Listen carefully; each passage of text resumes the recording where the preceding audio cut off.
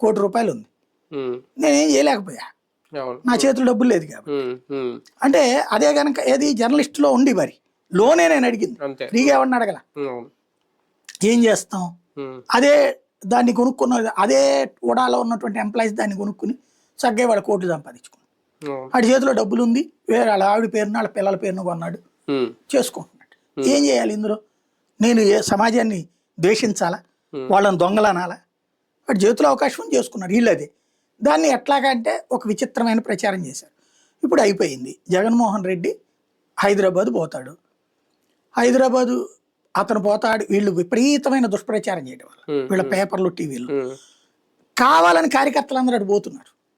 ఇప్పుడు మాక్సిమం నేను అనుకోవడం ఓ 10,000 25,000 వీళ్ళు ఉంటారు, వీళ్ళందరూ సొంత డబ్బులతోనే పోతారు. అది ఎక్కువ మంది అక్కడ ఉన్న వాళ్ళు కూడా ఉంటారు, లోకల్ వాళ్ళు ఉంటారు కదా. వస్తారు. ఇప్పుడు అందులో ఇంకోటి ఏంటంటే, ఇక్కడ పల్లెటూళ్ళల్లో వైసీపీ వాళ్ళని హింసించడం మూలంగా ఊళ్ళో వదిలేసిపోయి హైదరాబాద్ లో బతుకుతున్న వాళ్ళు బోల్డ్ అంతమంది. అవును. వాళ్ళందరికీ కూడా ఇప్పుడు జగన్ దేవుడే. ఇప్పుడు నేను కార్మూర్ వెంకటని ఎక్కడ పట్టుకున్నారు? హైదరాబాద్ లోనే కదా. అలాంటి వాళ్ళు ఎంతమంది ఉంటారు అక్కడ కదా. ఇప్పుడు వాళ్ళందరూ అక్కడ పక్కన పోతారు జగన్ పలకరించడానికి, చూడ్డానికి. అంతే. జగనే వాళ్ళందరినీ పలకరించడం కుదరదు, ఆయన చేయి ఊపుకుంటూనే పోతాడు. కానీ వీళ్ళందరూ అక్కడ ఏంటంటే, వాళ్ళందరూ తమ జీవితం మళ్ళీ బాగుపడాలంటే, మళ్ళీ ఆంధ్రాకి వచ్చి బతకాలంటే జగనే కావాలని కోరుకుంటారు.